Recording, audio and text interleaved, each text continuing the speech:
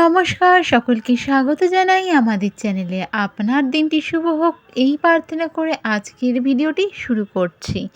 আজকের ভিডিওতে আমরা কথা বলবো তুলা রাশির যারা জাতক জাতিকা রয়েছেন তাদের এপ্রিল মাস 2026 কেমন কাটতে চলেছে। 2026 সূর্যের বছর, কারণ 2026কে যদি আমরা মাল্টিপ্লাই করি তাহলে আসে ওয়ান মানে রাজা, ওয়ান মানে সূর্য। তো এই বছরে কেমন যাবে এই রাশির জাতক জাতিকাদের তা চলুন দেখে নেওয়া যাক। আলোচনা করব প্রত্যেকটি বিষয় নিয়ে, কেমন থাকবে স্বাস্থ্য, কেমন থাকবে এডুকেশন, কেমন থাকবে লাভ লাইফ, ম্যারিড লাইফ, ভাগ্য, ক্যারিয়ার, বিজনেস সব কিছু নিয়ে। কারো যদি কিছু জিজ্ঞাসা করা হয়ে থাকে অবশ্যই কমেন্ট বক্সে কমেন্ট করবেন, খোলা থাকছে। চেষ্টা করব আপনাদের যা ইনকোয়ারি থাকে সেগুলো যত তাড়াতাড়ি সম্ভব রিপ্লাই করা। তো চলুন দেরি না করে ভিডিওটি শুরু করা যাক। কালপুরুষ রাশিমণ্ডলের যে রাশিচক্র রয়েছে সেই চক্রের সপ্তমতম রাশি হলো এই তুলা রাশি বা লিব্রা সাইন। এটি একটি এয়ার সাইন অর্থাৎ বায়ুতত্ত্বের রাশি, আর এই রাশির অধিপতি হলো শুক্র। এই প্রেডিকশন একটি জেনারেল প্রেডিকশন, তাই বলবো জাতক জাতিকা যারা রয়েছেন আপনার চার্টে যদি কোনো গ্রহ যেটা এই সময় গোচর হিসাবে ভীষণ ভালো ফল দিলেও আপনাদের বাচ্চাটে যদি সেই গ্রহ খারাপ পজিশনে থাকে তাহলে কিন্তু কিছুটা প্রেডিকশন এদিক ওদিক হতেই পারে। তো সেক্ষেত্রে অবশ্যই বলবো আপনারা একবার নিজের বাচ্চাটা দেখিয়ে নিন, কোন গ্রহের প্রতিকার করা উচিত, কোন গ্রহের জন্য আপনারা ভালো ফল পাচ্ছেন এগুলো অবশ্যই জানা উচিত। তো চলুন সবার আগে দেখে নিই প্ল্যানেটারি পজিশন কী থাকছে। আপনাদের রাশির অধিপতি হচ্ছে শুক্র, কোথায় রয়েছে আপনাদের 7th হাউসে। বুধ এবং রাহু রয়েছে আপনাদের পঞ্চম ঘরে অর্থাৎ 5th হাউসে। 6th হাউসে রয়েছে সূর্য, শনি, মঙ্গল একসাথে। আপনাদের 9th হাউসে এই সময় কিন্তু রয়েছে বৃহস্পতি। আপনাদের 11th হাউসে রয়েছে এই সময় কেতু। আপনাদের রাশির অধিপতি শুক্র রয়েছে আপনাদের 7th হাউসে, আর 8th হাউসে চলে আসবে 19th এপ্রিল 2026। 8th হাউস কিন্তু খুব যে একটা ভালো ঘর তা নয়, তবে কিন্তু তিনি নিজের ঘরে আসবে বৃষভ রাশিতে এবং শনিরও দৃষ্টি পড়ছে। তো সেই ক্ষেত্রে কিন্তু যে জিনিসটা বলছি সেটা হচ্ছে আপনাদের কিন্তু স্টমাক রিলেটেড যে প্রবলেমগুলো থাকে স্বাস্থ্যের দিকে দেখতে গেলে সেই সমস্যাগুলো থাকবে। আর আপনাদের প্রথম ঘরের অধিপতি প্রথম ঘর থেকে দেখা হয় স্বাস্থ্য, হেলথ, ইমিউনিটি, সেলফ যে ব্যাপারটা থাকে সেটা। তো সেক্ষেত্রে যে কোনো পেটের সমস্যা, ডাইজেস্টের সমস্যা, ব্লোটিং, কারো ধরুন অ্যাসিডিটি, এরকম ধরনের সমস্যা থাকছে আগের থেকে রয়েছে তাদের আরও বেশি সমস্যা এগুলো দেখা দেবে। তো এখানে প্রতিকার হিসাবে যা বলবো সেটা আমি ভিডিও শেষে বলেই দেবো। তবে নিজেদের থেকে যে জিনিসগুলো আপনাদের এই সময় করতে হবে, অত্যাধিক তেলযুক্ত খাবার, অত্যাধিক বাইরের খাবার, প্যাকেজ ফুড এগুলোকে কিন্তু অ্যাভয়েড করতে হবে, আদারওয়াইজ কিন্তু বেশ ভুগতে হতে পারে। এছাড়াও কিন্তু রাহুর যে অ্যাসপেক্টটা আপনাদের উপর থাকছে তার কারণে কিন্তু বিশেষ করে রাত্রিবেলা ওভার থিঙ্কিং, কিছু নেগেটিভ জিনিসকে চিন্তা ভাবনা করা, ওভার থিঙ্ক করা এগুলো কিন্তু আসবে। ঠিকঠাকভাবে ঘুমোতে না পারা এই সমস্যাগুলোও দেখা দিতে পারে। এছাড়াও ডিপ্রেশন, ফ্রাস্ট্রেশন যে জিনিসটা আপনি করছেন হয়তো ঠিক হচ্ছে, বাট আপনার যতটা মেন্টাল স্যাটিসফ্যাকশনের জন্য দরকার সেটা আপনার মনে হচ্ছে আপনি পাচ্ছেন না, সেটার থেকে নিজের ওপর একটা অ্যাগ্রেশন, এই জিনিসগুলো কিন্তু এই সময় হতে পারে। এর সাথে সাথে মাথা ব্যথা, চোখ ব্যথা এই সমস্যাগুলো কিন্তু হতে পারে। বিশেষ করে যাদের প্রবলেম রয়েছে মাইগ্রেন রিলেটেড তাদের কিন্তু সমস্যা বাড়বে। তো এরপরে চলুন দেখে নেওয়া যাক আপনাদের এডুকেশন কেমন থাকবে। এডুকেশন দেখা হয় আপনাদের 5th হাউস থেকে বা জাতক জাতিকাদের 5th হাউস থেকে। আর এই সময় আপনাদের 5th হাউসে রয়েছে রাহু এবং বুধ। তো সেক্ষেত্রে এই সময় কিন্তু একটা মনে চঞ্চলতা থাকবে, ডিসস্যাটিসফ্যাকশন থাকবে, হয়তো নিজের ডিসিশন নিয়ে। হয়তো আপনি একটা কোনো জিনিস চুজ করছেন এডুকেশন রিলেটেড, কোথাও বাইরে পড়তে যাবেন, কোনো নতুন কোর্সে ভর্তি হবেন, আপনি ডিসিশন মোটামুটি নিয়ে নিয়েছেন, হঠাৎ করে কোনো একজন বলে দিল কিছু যে এটা আপনি কী করছেন বা কেন করছেন, নিজের মধ্যে একটা ডিস্যাটিসফ্যাকশন চলে আসা, সেই জিনিসটা নিয়ে বারবার ভাবা, আবার অন্য কী আছে সেগুলো নিয়ে দেখা, মানে একটা যে চঞ্চলতা, অস্থিরতা, এই জিনিসটা কিন্তু এই সময় কাজ করবে। যারা কোনো এক্সাম দিয়েছেন আগে, এই সময় রেজাল্ট আসবে, কিছু ক্ষেত্রে এই জিনিসটা লক্ষ্য করবেন, হয়তো আপনারা যতটা রেজাল্ট আশা করেছিলেন ততটা নাও হতে পারে। বলছি না খারাপ হবে, হয়তো আপনার এক্সপেকটেশন ছিল 80%, সেখানে হচ্ছে 70%, কারো এক্সপেকটেশন ছিল 70%, সেখানে 60%, এরকম ধরনের রেজাল্ট আসার সম্ভাবনাও থাকছে। এবার হতেই পারে আপনার জন্মকুণ্ডলিতে ভাগ্যস্থান ভালো, এডুকেশন ভালো, দশা ভালো চলছে, প্ল্যানেটের পজিশন ভালো রয়েছে, সেখানে আশা করা যায় এতটা মানে এরকম ধরনের অ্যাসপেক্ট আপনাদের উপর পড়বে না। তো এডুকেশনের ক্ষেত্রে জাতক জাতিকাদের এটাই বলব, তো আপনি প্রাইমারির স্টুডেন্ট হোক, যাদের ফ্যামিলি হয়তো ভিডিওটা দেখছেন, বা যাদের middle school, high school, higher education, যে কিছু হোক, গ্র্যাজুয়েশনে হোক, পিএইচডি হোক, এই সময় কিন্তু চঞ্চলতা মনে আসবেই। পড়াশোনা করতে গেলে মন ডাইভার্ট হবে, এই জিনিসগুলোকে কিন্তু নিজেদেরই কন্ট্রোল করতে হবে, আদারওয়াইজ তাহলে কিন্তু সময়টাই শুধু নষ্ট হবে, পড়াশোনায় মন বসাতে পারবেন না। এই জিনিসটা দেখার দায়িত্ব আপনাদেরই। এবার চলুন দেখে নেওয়া যাক লাভ লাইফ কেমন থাকছে। লাভ লাইফে দেখা হয় আপনাদের 5th হাউস থেকে, আর 5th হাউসের রয়েছে এই সময় বুধ এবং রাহু। তো লাভ লাইফের ক্ষেত্রে বলতে গেলে যতক্ষণ না পর্যন্ত বুধের ট্রানজিট ঘটছে, বা বলতে পারেন মিড এপ্রিল পর্যন্ত কিন্তু আপনাদের একটু সমস্যা থাকবেই। আর তার কারণ হচ্ছে রাহু কিন্তু কোনো ট্রানজিট করবে না, প্রায় সারা বছরটাই এখানে থাকবে। শেষে গিয়ে ডিসেম্বরে 5th ডিসেম্বর 2026 কিন্তু রাহু ট্রানজিট করবে।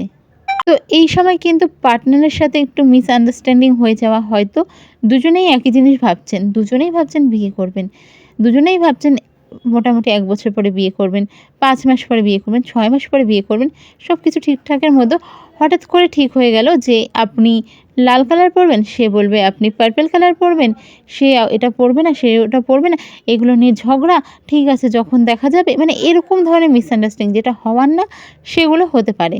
তো ওই জিনিসটা আপনাদের বুঝতে হবে এবং নিজেদের যে সমস্যাগুলো নিজেদের ঠিক করে নিতে হবে। তবে 11th এপ্রিলের পর থেকে আশা করা যায় সম্পর্কগুলো আস্তে আস্তে ভালো হবে। এই সময় না রিলেশনের ক্ষেত্রে অকারণে সন্দেহ আসতে পারে, কারণ 5th হাউসে রাহু কিন্তু এই জিনিসগুলো দেয়। যেমন এডুকেশনের ক্ষেত্রে বললাম যে ডাউট চলে আসবে আপনার ডিসিশন নেওয়ার পরেও অন্য কেউ বললে, সেরকমই কোনো কারণে হয়তো ফোন ধরছে না, কথা হচ্ছে না, কেউ কিছু বললো, একটা ডাউট চলে আসবে। তো এই জিনিসগুলোকে কিন্তু নিজেদেরই ঠিক করে নিতে হবে। তো চলুন এরপরে দেখে নেওয়া যাক আপনাদের ম্যারিড লাইফ অর্থাৎ বিবাহিত জীবন কেমন থাকবে। এটা দেখা হয় 7th হাউস থেকে। আর আপনাদের 7th হাউসের অধিপতি মঙ্গল রয়েছে কোথায়? 6th হাউসে। আর সাথে রয়েছে শুক্র এবং শনি, সূর্য এবং শনি। আর 7th হাউসে রয়েছে এই সময় শুক্র। তো বৈবাহিক জীবনের কথা যদি বলা যায়, 7th লর্ড 6th হাউসে রয়েছে, ম্যারিড লাইফ মোটামুটি ভালো থাকলেও একটু এই সময় মুডি ব্যাপারটা চলে আসবে। আপনার পার্টনারের মধ্যে বেশিরভাগ আসার সম্ভাবনাটা রয়েছে, কোনো বিষয় নিয়ে একটু চিড়চিড়া ভাবও আসতে পারে। এর সাথে সাথে আপনাদের কিন্তু এই সময় আপনার লাইফ পার্টনারের হেলথের উপরও নজর রাখতে হবে। ঠান্ডা লেগে যাওয়া, কফ কোল্ডের সমস্যা, allergy, throat infection, skin problem, এগুলোও হওয়ার সম্ভাবনা থাকছে।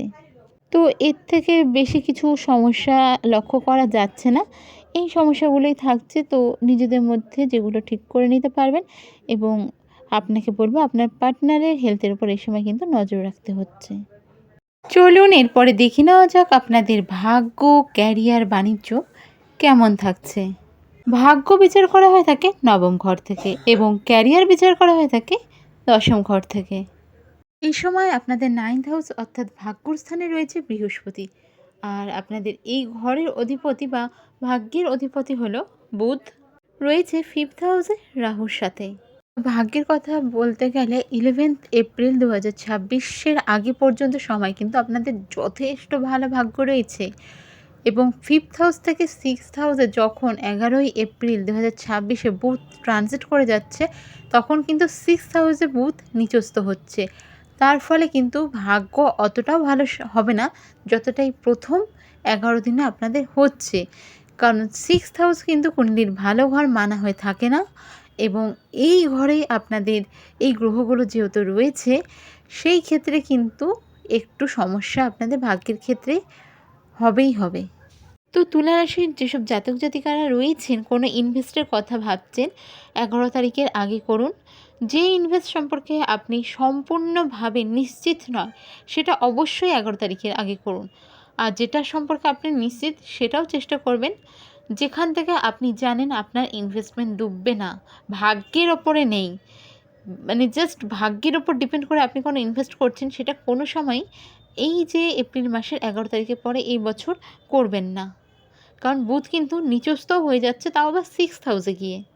এই সময় যারা বিভিন্ন ধরনের জিনিস করে থাকেন ভাগ্য রিলেটেড, যেমন ধরুন শেয়ার মার্কেট, ট্রেডিং, বা যে কোনো কারেন্সিতে ইনভেস্টমেন্ট, বা ধরুন কোনো কিছুতে ইনভেস্ট করলেন যেটা ভেসে গেল, বা আরও যেগুলো রয়েছে এরকম, সেসব রিলেটেড কিন্তু খুব সাবধান বলবো এই সময়টায়।